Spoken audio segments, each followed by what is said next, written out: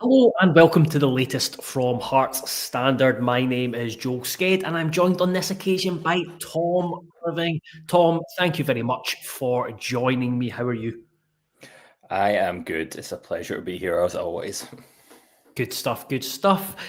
Yep, Craig's off today, and as one of the things we got feedback on Jambo's kickback when someone mentioned it was to vary the guests more, which is exactly what Craig and I want to do. So people are not just fed up with myself and Craig running our jaw on everything and anything Hearts. So over the next kind of 15 to 20 minutes, because Tom, you need to be away before 5 o'clock, we are going to preview tomorrow night's match against St Mirren in the Scottish Premiership at Tynecastle Park, and then just catch up. Well, actually, before then, catch up with yourself and kind of get your view on Hearts in terms of both the signings that came in January, because you watched most of them and wrote pieces, wrote articles on most of them, and just the direction of the team under Critchley, and because you shared a couple of graphics on social media, which I will bring up if that I should have ready before. But just in terms of the direction and the improvement and the progress under Critchley and the recent good run, how are you feeling just about the head coach and the direction the team are heading? Yeah, I'm much more positive than I was a few months ago. I think there was that time where we drew with Petrocub, and there was a couple other dubious results around that time where even the most positive Hearts fan was a bit pessimistic about the appointment of Critchley, I think. And I'm a very much a positive guy when it comes to this. I'm an optimist when it comes to Hearts. Probably negative. It's a bad thing sometimes because I'm a bit too optimistic. But yeah, I always saw improvements coming along, which was good. And yeah, it always looked like it was going in the right direction. Just there was that kind of lull where we struggled a little bit. One of the negatives that we heard from bitter Blackpool and QPR fans was that Critchley was unable to kind of change his style and stuff, and he was a bit rigid in how he sets up his team. And we maybe saw a little bit of that during that lull, but it's definitely apparent that he's learned from his mistakes and he's changing how we play, or the players we put out there, to kind of maximize what we've got available and who we're playing against and stuff, which was something that I was a bit worried about, because we saw that under Naismith, where it was kind of the same old thing every week. We from the stands could see what was going wrong, but it seemed like down on the touchline they couldn't. But yeah, it seems like we're learning from our mistakes and we're adapting, which is brilliant to see. Is that the thing that's impressed you the most? Is that kind of flexibility and willingness to change things up depending on the opposition, depending who he has available, just depending on the varying factors? Is that's what's impressed you most, or there's something else that stood out? A little bit. I think there's a couple of things. So I think we've got a bit more fight and desire about us. I think we're looking more of like the teams we come up against a lot of the time, they look like they're just more up for the game than us. Well, they used to, but it feels like every game's like a battle that we want to win nowadays, which is great to see, because that's the first thing a football fan wants to see, is just fight from their players, which we're seeing nowadays. And it kind of ties into something else I like, is if something negative happens, we go down. In my head, this is where I'm very pessimistic, is oh no, that's us lost now, kind of. But we're starting to get to that point where it's like, oh, that's fine, we'll come back, which is something I don't know if the data says that, but I feel like it's just something that we didn't have under Naismith. Well, we did to a point, but it was kind of like, oh, it's fine, Shanks will get us back into this, which it's not happening this season for him as much as it did the last couple of seasons, which is fine. He was ridiculous for 2 seasons. And yeah, I think that's what Naismith struggled with at the beginning of the season, was we kind of relied on Shanks, and because he wasn't supplying, we didn't have a kind of backup plan. But now it looks like we don't need one player to get us back into games. We just know how to get back into games, which is really good. And I think part of that is that we play to our strengths much more. So yeah, that kind of plays into the adapting to who we've got available and stuff. But just the style of play that we play. For example, Kabanga's goal at the weekend, it was his second goal at the weekend. It was a wee bit of a run from Steenveen. I don't even know how to say his name. Steinbender, there we are. A bit of a run forward from him, and it was 2 passes, direct forward passes, and Kabanga had scored within 5 seconds of it leaving Steinbender's feet, which we didn't really see in the past. We were playing, different. We're trying to build up too much and stuff, but we've got this guy who's amazing at making forward runs and just beating a defense with his pace, and we're starting to play that when that's available. So yeah, I feel like, and if you look at the squad selection in the last week, 10 days, 2 weeks, whatever it is, since Devlin had his injury, we've been playing very much with 2 deep players, him and Benny. But now, since Devlin's gone, we've kind of got the formation's quite fluid a lot of the time, so it's not like a specific formation. But we've kind of given up with that because we don't have the players to play it, because we've got the 2 kind of brilliant defensive midfielders in Devlin and Benny. But now we're kind of playing with Spittle and Grant dropping a little bit deeper instead. And playing more of a 3 in midfield, I would say, which is, again, not trying to shoehorn someone into that deeper role like we could have done with Grant and Spittle in the past, but instead of playing with like a more advanced 3 instead of 2 holding midfielders, I would say, which is, again, that adaptability. And I mentioned the graphics or the pictures, graphs that you showed on or put on Twitter, and I'll bring them up just now, just to use them to indicate the progress in Critchley. So the first one is, I've got this on screen, so anyone who's listening to this as a podcast will kind of talk you through it, and it's basically an X and Y axis. X is showing points and the Y is showing goal difference, and that's the points and goal difference since Critchley joined Hearts. And you have Hearts, that doesn't include Old Firm, so Hearts and Hibs are way out in front, kind of both metrics. Hibs have picked up just slightly more points, but goal difference, Hearts are edging it out. And then you can see the massive disparity between Hearts and Hibs United, and then Aberdeen there. And then the other one is, again, X and Y axis on, I don't know why I can't say axis. On the X axis is goals conceded, and then on the Y it's goals scored. Goals scored roughly the same with Hibs, and then goals conceded, Hearts have been a little bit better as well. So both of them, I don't know if you want to expand on them more, but both of them just show that the team are trending in the right direction. Yeah. With the first one, it's very much like, it's also interesting to see how you score more goals and you're more like, we get a better goal difference and you're more likely to win games, which makes sense. But a lot of the time you've got those teams. We probably, if you looked at us last year, I can't remember what our goal difference was, but it might have been not as perfect as this, because we were kind of sneaking wins sometimes. But yeah, it looks good, and we're where we want to be. We want to be way out in front of everyone else, apart from Old Firm, obviously. Well, we'd like to be up there with them, but it's just not happening as much this season yet. And then if we look at the next graph, for those who have looked at it, just need to note that the goals conceded is backwards. So you want to be top right is where you want to be. That means you've conceded the least goals and you've scored the most goals. So we're on par with Hibs. We've scored the same amount as Hibs, and that's best in the league out with the Old Firm. And we've conceded the least joint with Dundee United as well. So we're joint best on both those metrics, which is fantastic to see. It's exactly where we want to be. So yeah. Moving on from just talking about the progress under Critchley and how you're feeling at the moment, Tom, let's go on to the January signings, because just going to the January signings because, like I mentioned, you wrote articles for us on Steinwender, Khartoum, and Kabangu.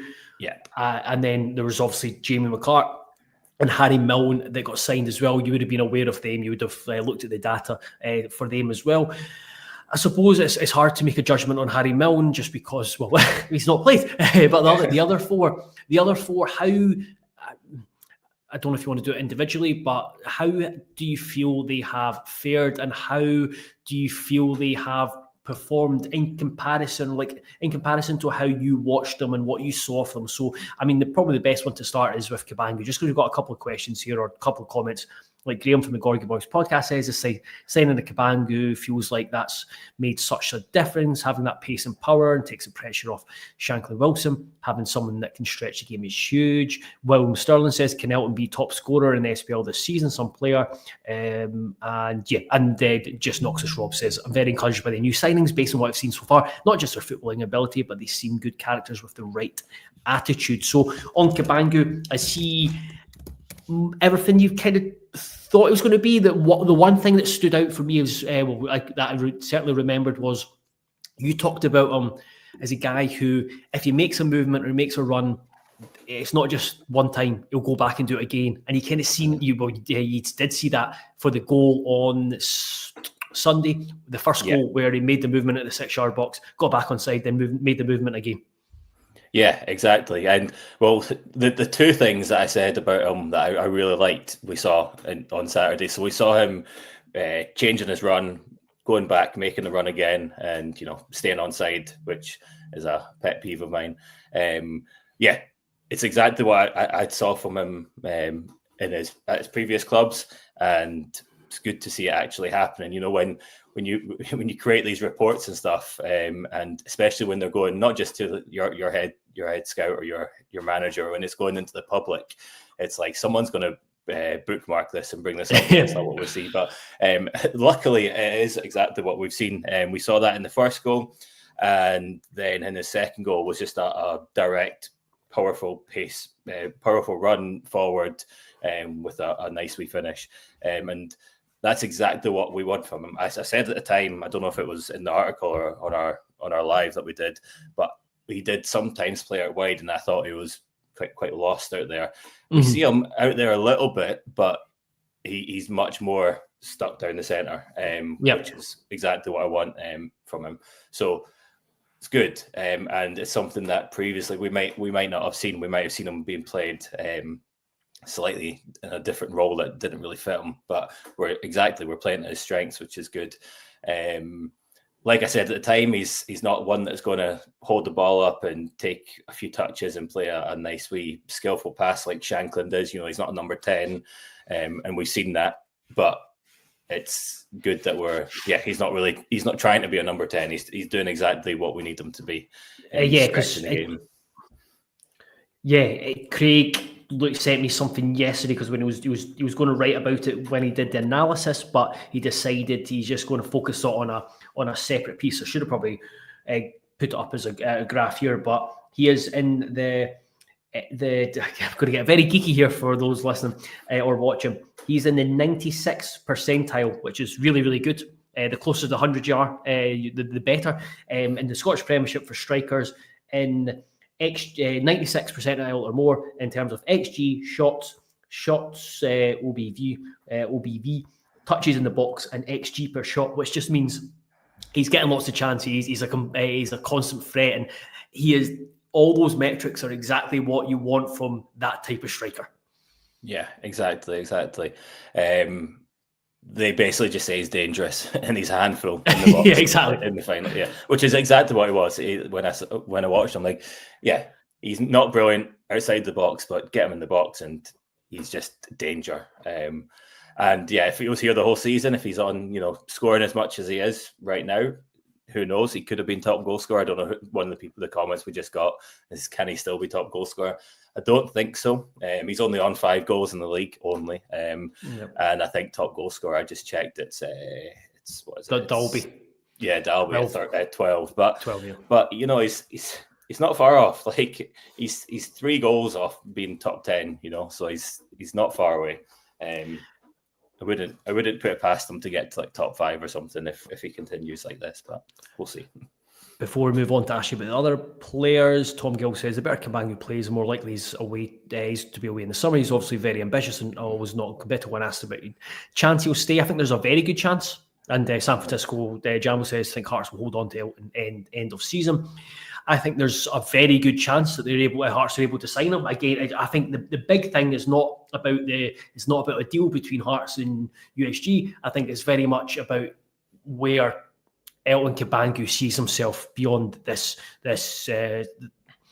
summer, and I think Hearts are showing him that he can be a very good player in the Scottish Premiership. And then if he maybe wants to stay longer, and it opens up and he continues this form, and especially if Hearts are playing in Europe next season, it could open more doors to him, or maybe bigger and better doors further down the line. So yeah, I'm confident without trying to be overconfident about his future at Hearts. We'll move on to Michael Steinbender, because other than McCart, he's played the most out of other than McCart and Cabangu, of the 5 January signings. Again, someone you watched, and again, there's elements of what you picked out as we've seen so far in his Hearts career. What have you made of him?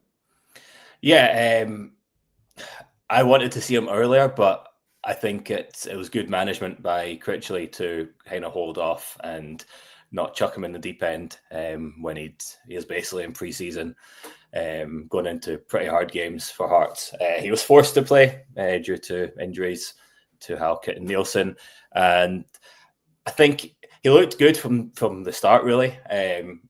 But I think he's progressing, and him looking good at the start was him, the roughest we're going to see him, because he was basically just in the middle of pre-season.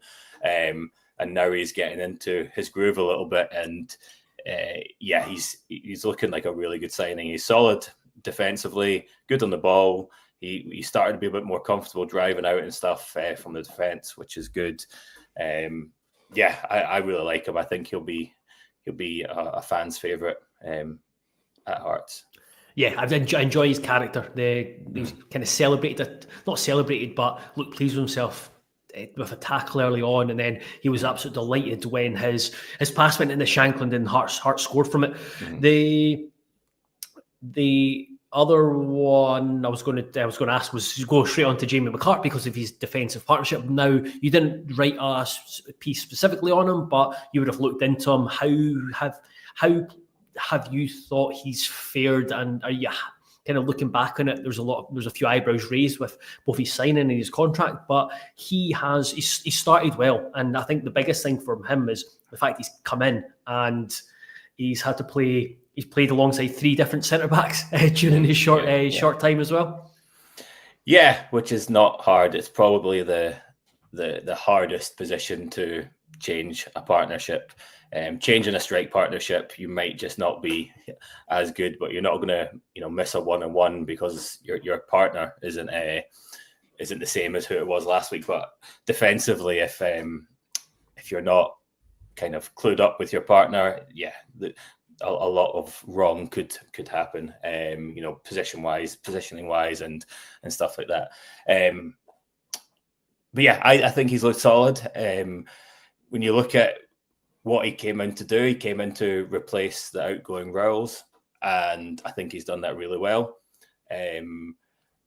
Purely basing it on a comparison with him, I think there's not much difference ability-wise between the two of them, him and Rowles, but we made a good amount of money, and I think we've got someone who's probably better suited to the Scottish game, just with that physicality side of things.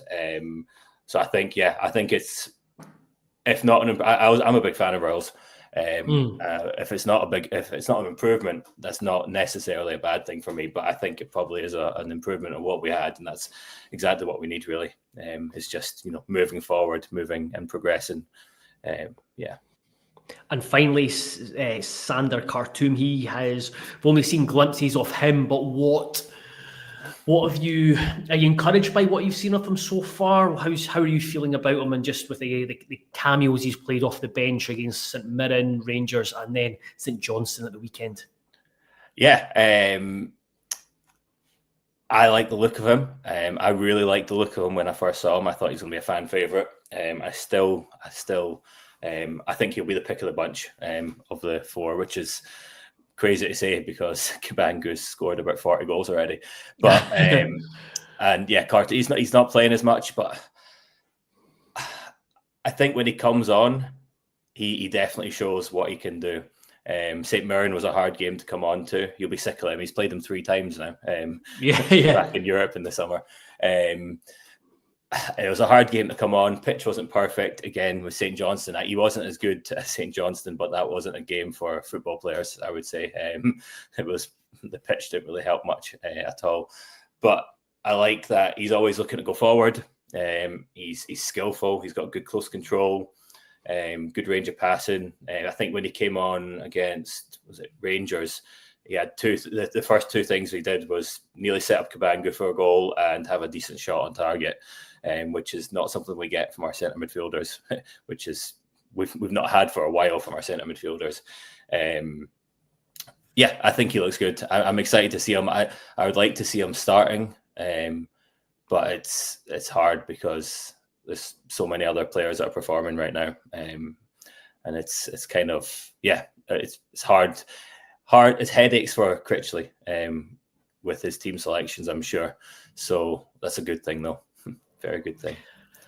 Just before, because I will probably I'll probably let you go because I know you need to go at 5. It's all good. I wanted to very quickly get your thoughts on this afternoon, guys. As a non-Hearts fan who's looking at a perspective of the Scottish game, how would you guys rate Hearts' ability to attract developing talent from across Scotland, UK? What's your view on that? From specifically from Scotland and the UK, I think we're in a good place to attract people. We've got a huge stadium. We've got a huge fan base. Well, lovely stadium, huge fan base. And the ambition of the club is something Hearts, Hibs, Aberdeen, etc. We all say, ambition of the club, where we want to be.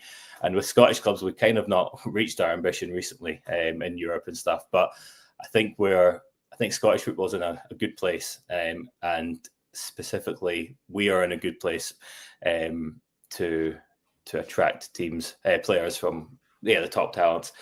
I think as well with the whole Brexit rules and the issues with visas and stuff, I think we are looking more within the UK to sign players, as are all British clubs. So there is a lot of competition on that aspect for homegrown talent, which doesn't make things easy. But yeah, I feel like we're in a good place. We've got a good goal and vision for the club, and if we can continue getting in Europe and actually performing in Europe a little bit better than what we have done recently, I don't see why players would say no to come into a place like Hearts. Beautiful city as well, which also helps. The issues I see would be English Championship can pay more money, and they've got that right. You could be in the Premiership next season if you come join us now, which is hard. Then I feel like the issue. I think more players are looking to go abroad as well nowadays, which is, I think, brilliant for British football, specifically Scottish football. But that makes things really much harder for us. Again, teams abroad can probably offer better money. They can also offer chances to play in Europe, and quite a lot of the tax situations and stuff abroad are much more favorable. So even though some teams might not be paying as much or just paying about the same, they could take home a much larger amount and live for much cheaper than it costs to live in Edinburgh. So yeah. I've just blabbered on for about 5 minutes. I don't know what my answer to that question was, but No, they're just because I was just going to come in on it and just because it brings in another question Alan Gibson asked about. Do you agree that this summer Hearts need to open up squad spaces to more homegrown players, take Pollock, Sutherland, Drysdale, and only sign 3 or 4 quality players? What I would say is just that with the ambition evolving at Hearts and i.e. being more ambitious in terms of where we want to get as a club, playing in Europe and also looking up the league table and not just seeing third as a goal, just with the whole the Jamestown angle, is that I still think it's really important that, and go back to the first question, it's really important that Hearts have a Scottish or at least British kind of core identity within the club. I think that's always going to be important. The guys who know what it takes to be successful in Scotland, know what it takes to be to perform in Scotland and the kind of intricacies and quirks of it, but also just the fact that you're a Scottish club, you want to develop your own talent. And I think we've seen it. I think I agree with Alan that I think there will be, in terms of signing only 3 or 4 quality players, I think it'll be more than that, just because the squad will evolve. I think in the summer, where we've seen it already in January, players moved on, maybe some surprising players, and then the players got brought in.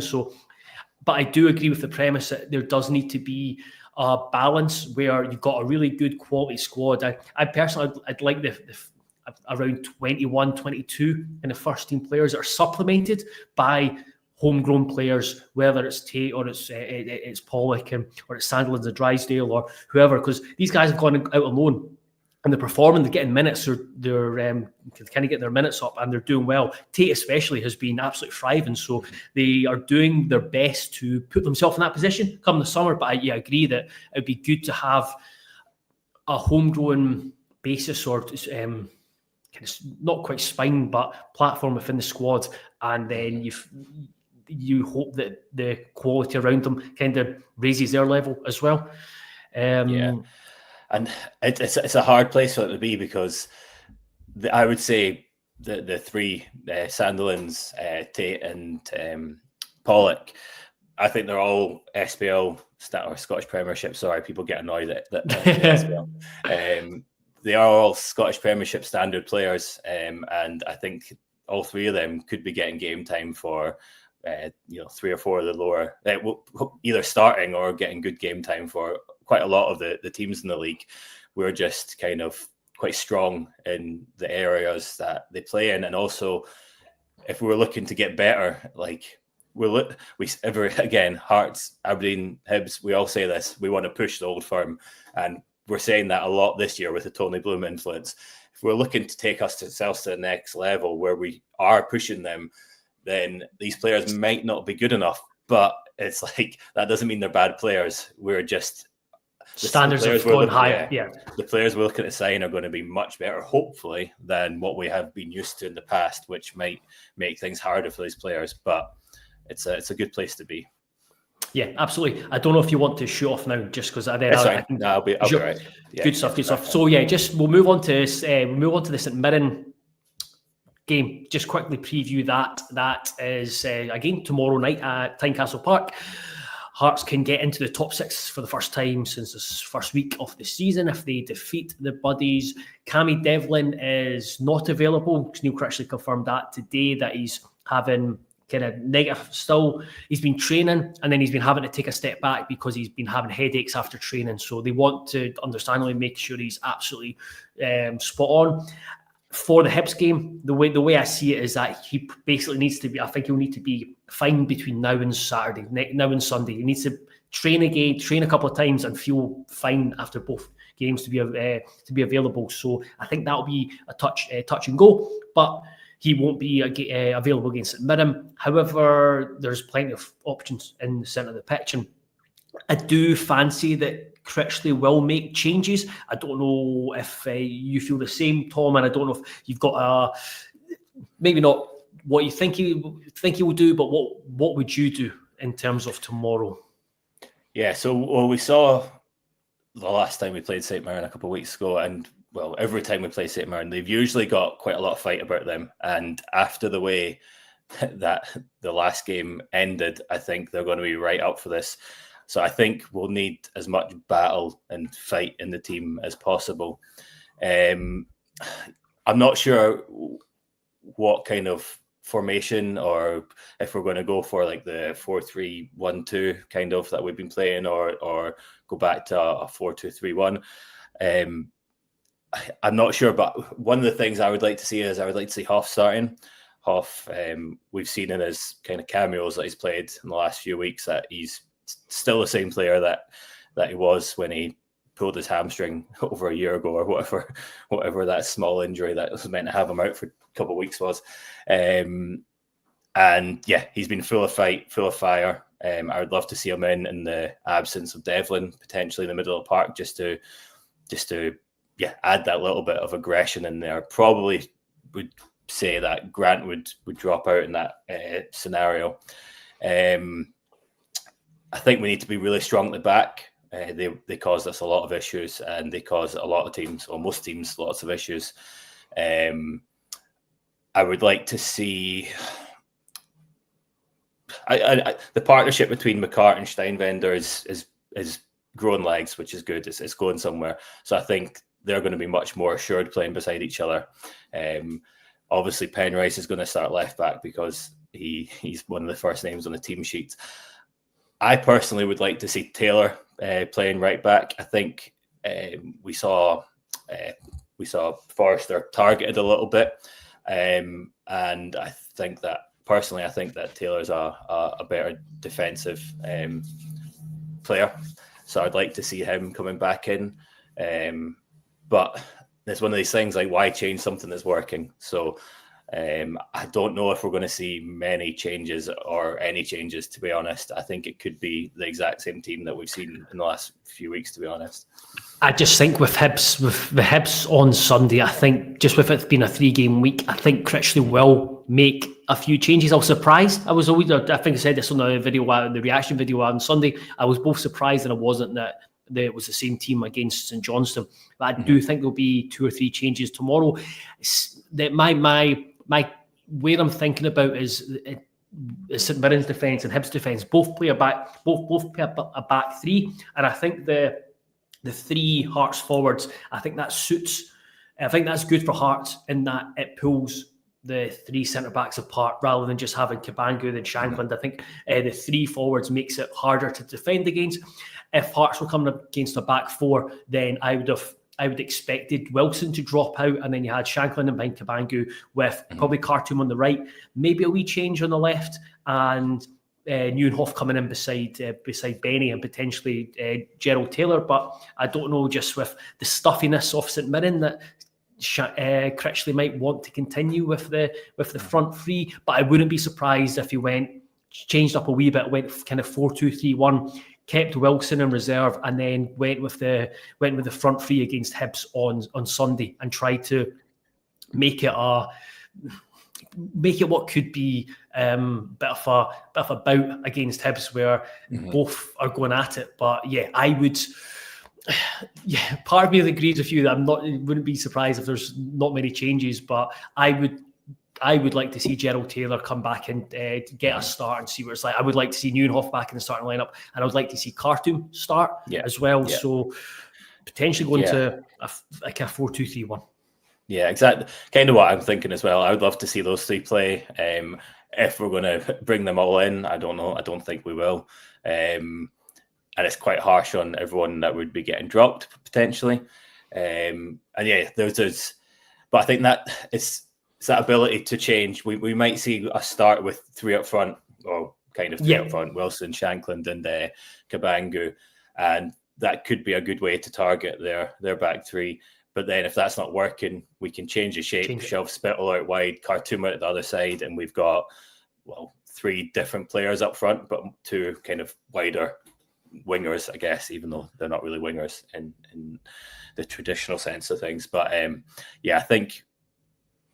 Yeah, I don't know. it's one of those ones. Like, it's good. It's good to have though, because that's. Critchley talked about that at the presser today. He read if folk can read that on the Heart Standard, where he talked about the depth and the competition and the fact that he can make changes off the bench, and that's what Hearts should have. Hearts should be a team where you've got you've got healthy competition, you've got depth, you've got to the point where training's really important, where it's almost as hard as games because everyone's trying to prove their point that they deserve a starting spot. So it makes it harder to try and predict what he's going to do, but it's good in a sense that it's good dilemmas to have rather than who are you playing? Who are you playing as X position?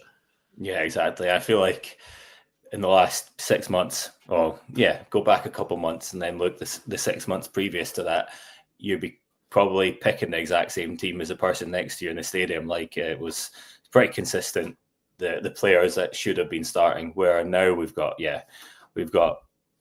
everyone on the bench could come on and deserve a starting spot probably. So it's good place to be in, I would say. Really good place to be in. Perfect. We will end it there. I'll let you get away, Tom. Just a big thank you to everyone who has been watching, who has been engaging, and who continues to subscribe and read stuff on heartstandard.co.uk. There's a few articles up today, including an exclusive interview with Finlay Pollock to seeing how he's getting on at Raith Rovers. I went to Kirkcaldy to see him in action against Hamilton and spoke to him afterwards on Saturday. There is presser stuff from today from Neil Critchley and later on, there will be a piece on James Wilson and Critchley talking about Benny, and then we'll have all the stuff tomorrow, and then we'll have a reaction video either Wednesday night or Thursday morning after the game. But until the next time, thank you very much, and hopefully everyone enjoys Wednesday night.